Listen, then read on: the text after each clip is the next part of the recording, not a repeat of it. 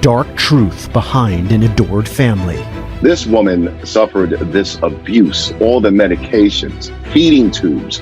A shocking crime that changed everything.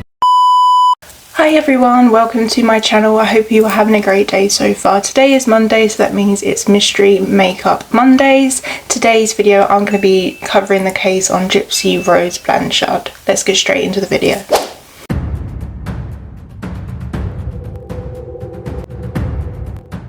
So as you know, it's makeup, so I'll just be applying my normal everyday makeup as I talk about the case. I'm just going to put my hair back. So Gypsy Rose Blanchard. So for those of you who don't know her story, she was someone who suffered abuse at the hands of her mother. Throughout her whole childhood years, she believed she was ill because her mum lied to her whole life, basically. She was a victim of Munchausen by Proxy. So that means someone who lies about medical records and medical tests, and she basically told Gypsy, you know, you have asthma. She was wheelchair bound after.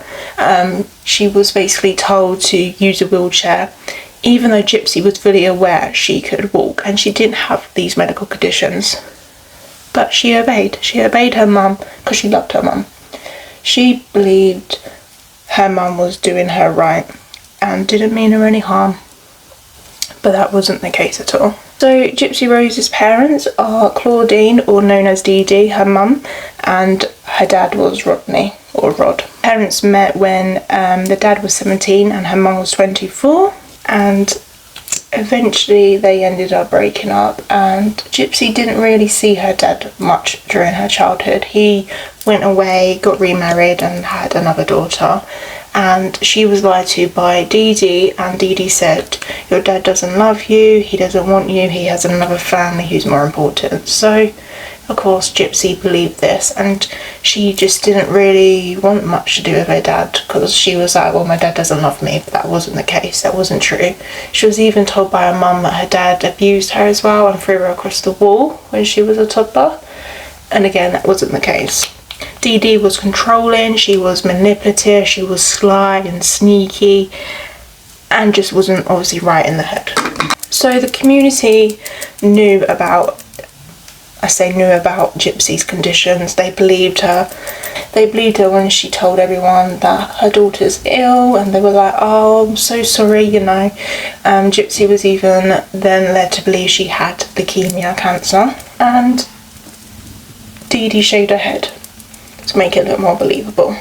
She was visiting so many different doctors. She was medicating her daughter and so many pills to the point where Gypsy got addicted to them and got hooked, and that was all she ever knew were pills. But she never questioned her mum because she was like, well, my mum loves me, you know, there must be a reason she's doing this. But as she got older and older, Gypsy realised she was being controlled by her mum. There was a time that they went and moved to a new house, and the community came together to raise money for them to put a ramp in for Gypsy because she was in a wheelchair at this time. Gypsy never questioned, well, why do you want me in a wheelchair? She said at first it was fun for about a week or two, and then realised she had to stay in it and had to tell everyone she couldn't walk. So Gypsy was told to lie and fool everyone and all these neighbours. Her mum even said that she was having difficulty eating and was put on a feeding tube. She had many different surgeries which led to her teeth falling out, and she had no remorse for doing this to her child, her only child. Like, why was she like this? In the interview in the documentary, her brother, her mum's brother, so her uncle, said as a child Dee Dee was actually in and out of hospital herself due to a heart murmur. So maybe because where she thought she had to go through that, she had to make Gypsy suffer the same fate. Did she really love Gypsy? Did she think she was doing good by her? Was she just, obviously she wasn't okay, but was she like mentally so disturbed from her childhood she thought that because her mum treated her like that, she then had to treat Gypsy like that? Or was she just generally like jealous of Gypsy for talking and walking, and she didn't have that as a child? I'm gonna let the bin men go past quickly. As I was saying, and I've actually completely forgot what I was saying because I was waiting for the bin men to leave.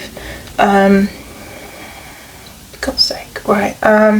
Yeah, so Gypsy thought that her mum loved her, so obeyed her, and didn't see anything wrong or know why she was being told to lie to like all the people. Where's my concealer? So Gypsy lied to everyone, and they had everyone fooled. They were in newspapers for Make-A-Wish. They were given trips to Disneyland because they thought Gypsy was really ill, and she was put on a feeding tube. So that led Dee Dee to have more control, and was given a breathing like oxygen machine as well for her. So at that point, when Dee Dee had everything, she had like a background in like nursing, so she knew about all the medications and stuff. She didn't need to go to any doctors anymore because she had everything she needed at home. Her house was like a chemist. She had everything. It was like a drugstore. You'd open the cupboard and there'd just be shelves full of medication that Gypsy had to take. I'm really surprised she didn't try and overdose her, honestly. It's such a sad story. As she got older and older, as the years went on, her mum lied to Gypsy about her age as well.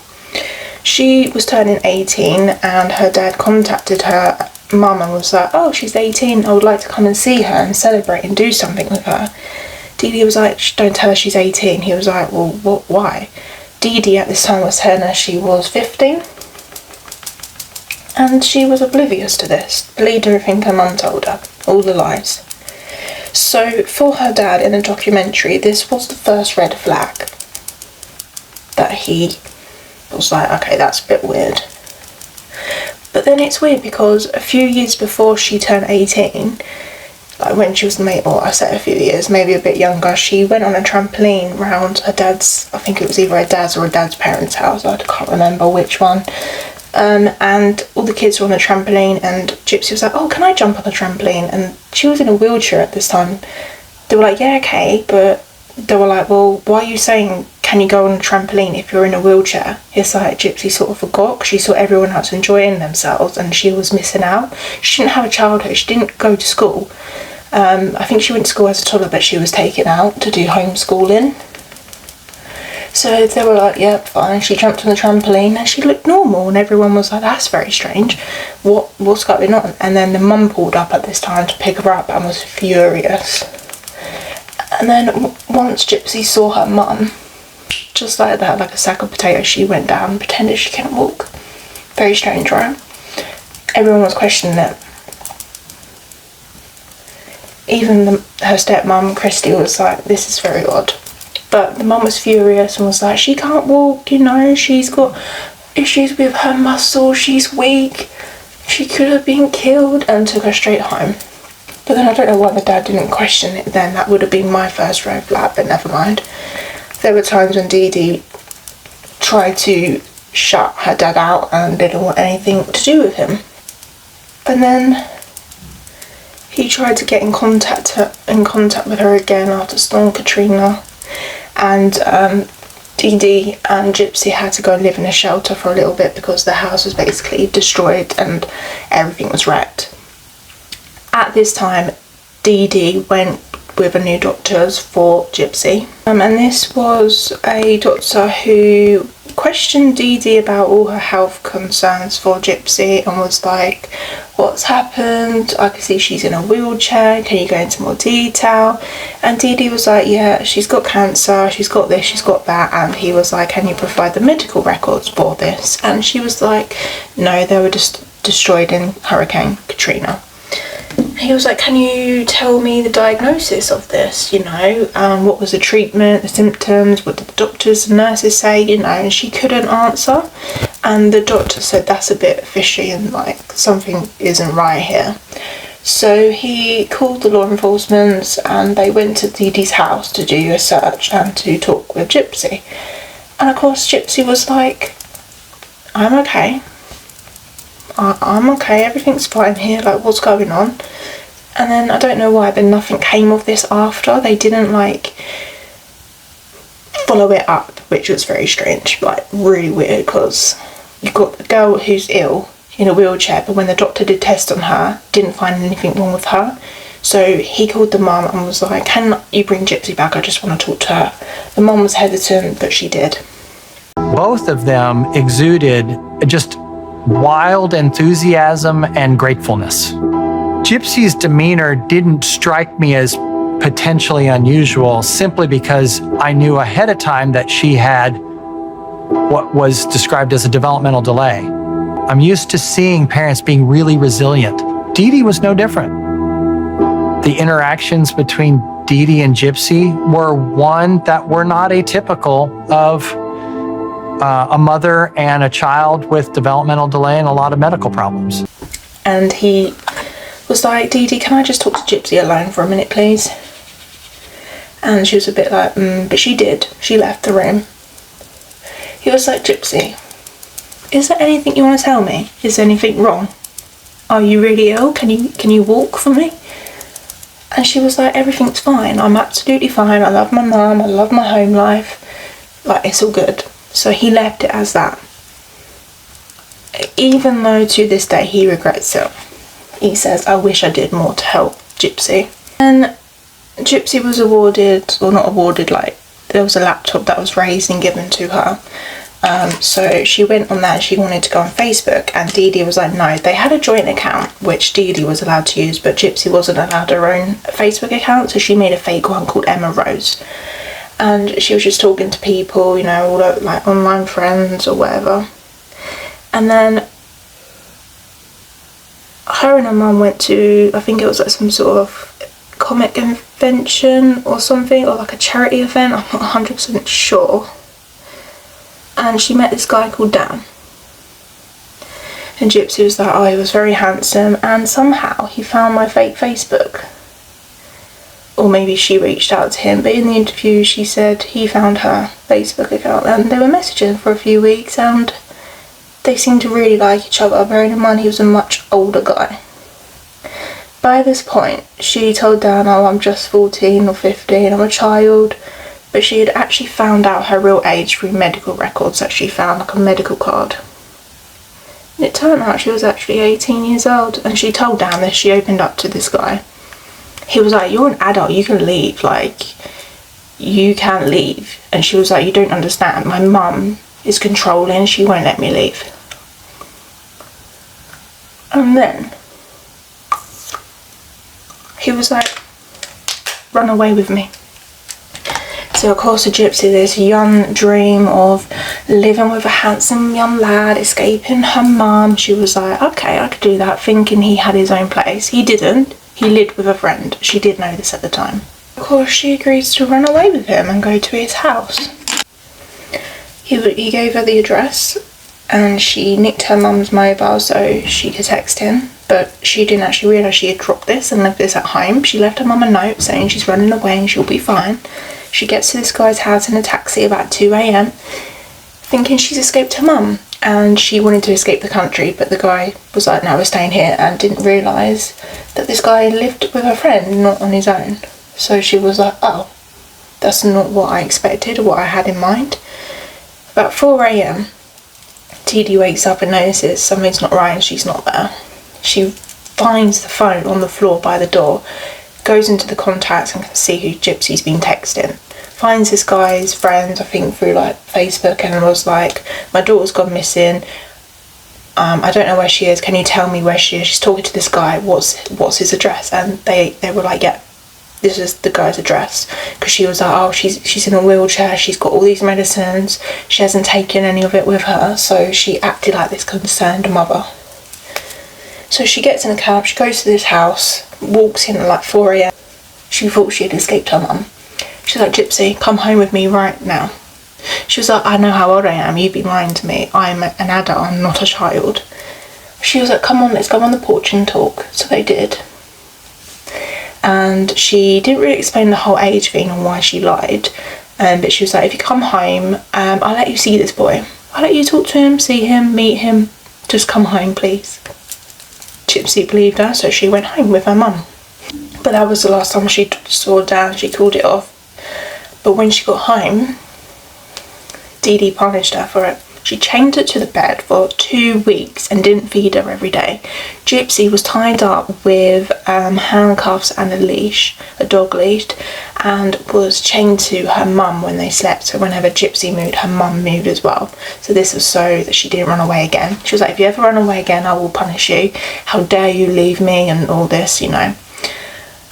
And Gypsy had to ask to go to the toilet, had to ask for food, and just the basic needs that she needed were taken away from her, and her like human rights.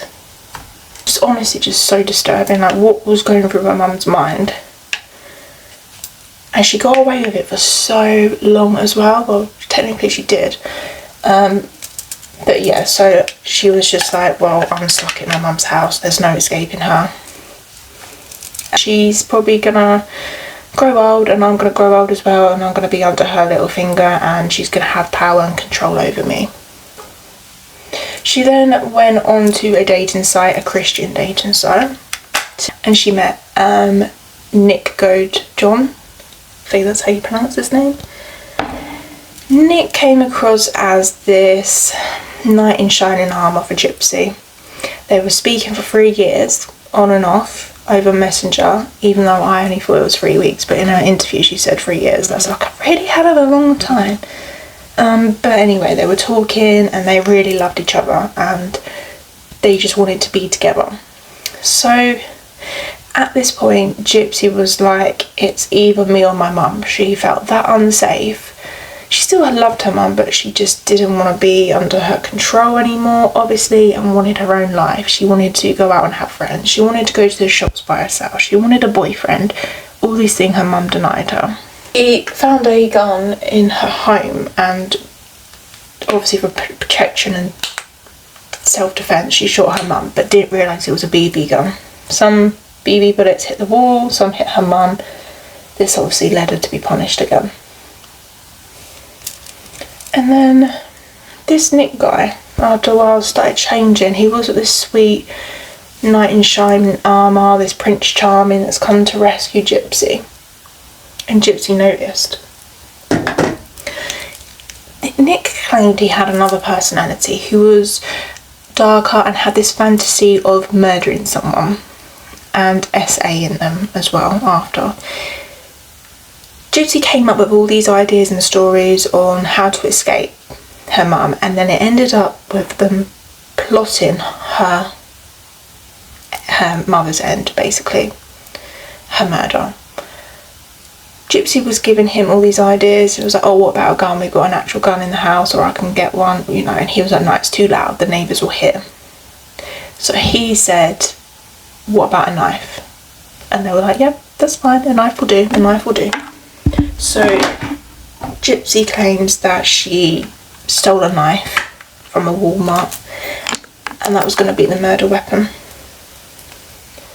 She went around her house and recorded her layout of the house and sent it to Nick, so he knew exactly what he was getting into and where she laid, because they shared a bed together, her and her mum. She wasn't allowed her own room. At least not to sleep, I don't think. She was on the laptop, so her mum would have clocked on, but they slept together. And, or maybe that was after the punishment, because she was tied to the bed. She wasn't very clear on that, I'm not sure. And she got to her mum's side of the bed, where on the video she shows him, she's pointing like this, and then did the knife action, so she knew that she wanted her mum dead. Now, I'm not saying that what Gypsy did was right, because murder is wrong, but when you're in her situation and you're being so abused by the one person who's meant to take care of you, you're gonna do everything in your willpower to get out. And okay, I was like, well, why couldn't you phone the police? Because you were going out in public still, you could have asked for help from anyone. Why did murder have to be the last resort? And Gypsy in an interview said she regrets that, and said there was still a point where she didn't need to die. Point that she didn't have to die, and I wish I could have stopped. And you could tell she's remorseful, and I don't know why she didn't go to police. Maybe the fear of adults letting her down, and she thought she was alone and thought she wouldn't be believed. That I get, but she never mentioned any of this. She never said she once cried out for help and someone like turned her away. So her only plan was to murder her mum. Okay. Messages her saying he's on his way to Gypsy's house. And the night before, she's watching TV with her mum. And they have like this like heart-to-heart moment, which is rare for them. She knew that her mum was going to die that night, and she turned to her mum and said, "I love you, mum." And her mum said, "What's that for? I'm not dead yet." And Gypsy said that's something that will stick with her forever, because little did her mum know this is going to be your last night alive because of all the horrible things you put me through. She said she went and cried in the bathroom and then returned back to watch TV. So nothing happened. And I mean, you got to pretty much be at a really like, you got to be at breaking point to plan your own mother's death or anyone's death to escape their abuse. And it's so sad that it's come to that, and she was let down by this person who claimed to be a mum and claimed to love her when she didn't. She didn't. The only mum now she really knows is her stepmom, Christy, who's always been there for her and who's always supported her and loved her. But she didn't have that family growing up because she thought her dad didn't love her. So never saw him. Nick comes round and messages Gypsy again saying, "Get your ass in the bedroom, in the bathroom now, sorry, not bedroom." She obeys, she does that, she locks herself in. She can hear him walking around the house into the bedroom. She sat on the floor, hands over her head. She can hear screams from her mum, and she said the haunting last words that her mum said, or was shouting, was, "Gypsy, help me, please," like really loudly. And she didn't want this to happen, but she did. And she said that's something she can't get out of her head to this day. But she just didn't stop it. And then it went silent. And then a few seconds later, there was a mighty, loud, piercing scream for her mum, and then silence after that. Nick said that she wanted him to let him essay her mum after, but she was like, "No, you're not doing that." So he comes back to the bathroom and there's blood everywhere. He obeys her to clear it up as he's watching her like a hawk, and at this time she's very uneasy. She's like, "Oh God, knife is still in his hand, what's he going to do? Is he going to do something to me?" And because Gypsy said no to what he wanted to do to her mum, he said, "You have to let me do it to you then." So she obeyed. They went to her bedroom and he did just that, because apparently this other personality said it was part to kill and to do that to someone after. They then leave together. They tried to flee the country or the state, but something was wrong with their bus tickets. They had to stay in another hotel for 2 days. And at this time she was still high on pills she was taking, so she said her emotions were up and low. One minute she'd be crying, the next she was happy, and she was still having sex with him after. But not once did she really think, "Oh my God, I'll just let my mum be murdered." It wasn't only till like a few days after where she went back to Nick's house where his mum lived. Once they got on the bus, and he lied to his mum saying her mum's kicked her out, she's got nowhere to go, so she's staying with us. And his mum was like, "Okay, that's fine." And then Gypsy was like, "This isn't what I had planned. He told me he had his own place. He was living in his like mum's house still. He was basically like a teenager still, like a little kid, and that's not what she wanted." But she had no choice but to stay there, and over time Nick was very controlling to Gypsy, told her what to eat, what to wear, when to do it, and she said, "I gave up my life with my mum for another controlling life with this guy. That's not what I wanted." So she then started to think about her mum and started to feel guilty that she left her mum there, lying there dead, and no one knows about it. So she logs onto Facebook that her and her mum shared, and she writes a post. The only thing she thought of putting was something that Nick said when he was on the way to her house before the murder. This is dead. I don't know. YouTube will remove me for swearing, but you get the drift. So she posted it, and all her friends were like, oh my god, what's going on, what's happened? And they thought it was someone hacking their Facebook account. So she does another post saying the fat pig is dead.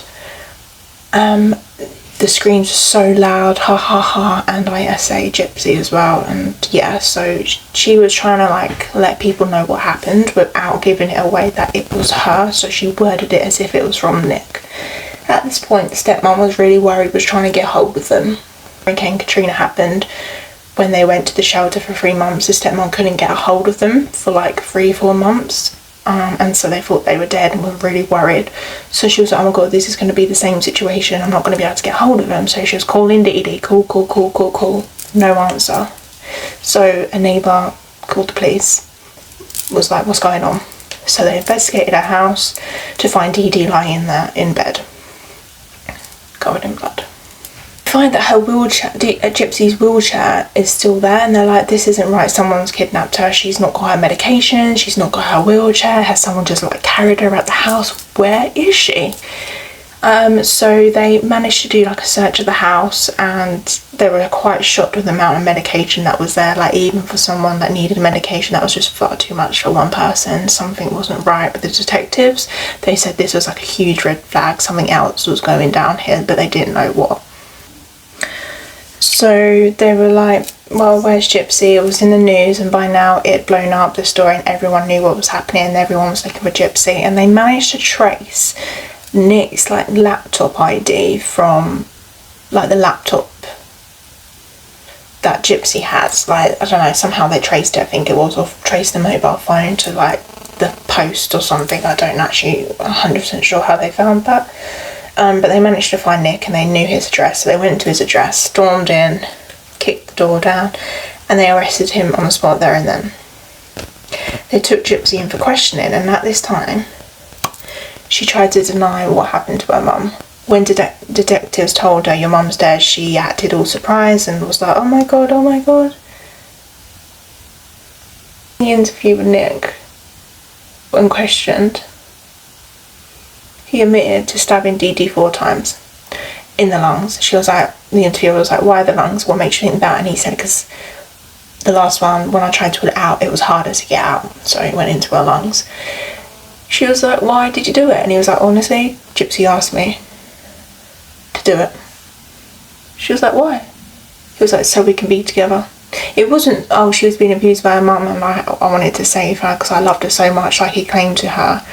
It was, oh, Gypsy wanted to be with me, but her mum didn't like me and forbidded it. Detectives then went in to talk to Gypsy. He was like, tell me the truth, okay? Be honest. She was like, okay, I'll start telling you the truth and what happened. And she confessed to the abuse. Because she was an accomplice to murder and didn't stop it from happening and basically arranged it with Nick, she went down for 10 years under second degree murder. He got life. Good. He got life without the chance of parole. And she got a chance of parole after 8 years, providing she has good behaviour. And for those of you who don't know her story, she has been released now. She is living a new life with a new husband. She had other boyfriends in and out of prison over the years. She was engaged and one broke up with her, but she found this new guy, Ryan. They wanted to get married after they met. She was getting lots of letters from guys. And at first she was like, yeah. Then she was like, oh, I don't know if I should marry you. And there was like arguments between her and Ryan because she was talking to her ex. But there's more to this story, but I'm not going to go into every single detail, just covering the main facts. But she ended up getting out of prison in December 23 and married this Ryan dude. Hopefully he is treating her well and she's treating him well and they're happy. And I hope she's living the life that she's always wanted. And it's really sad that she's had to come to this point in her life where she thought it was either her or her mum, and she got her mum killed. She said in her interviews going back, she wishes she never let it happen because there were other ways of DD being punished, i.e. arrested, but she was scared of her mum, and that's completely understandable. I think we don't know what we as humans do if we were in her situation. We might be like, yeah, I'll do this, I'll do that. But until you're in that situation, you don't know what you're going to do or how you're going to react. Because it got to a point when Gypsy thought she was going to die under the hands of her mum, and it was her or her mum at the end of the day. And I wish her all the best in her life, and I hope she finds peace. She's obviously going to be very traumatised by it, and this is something she's got to live with for the rest of her life. But that is the story of Gypsy Rose. I hope you guys like this video. If you did, please give it a like and subscribe, and I shall see you in my next video. Have a great day, whatever it is you're doing. Bye.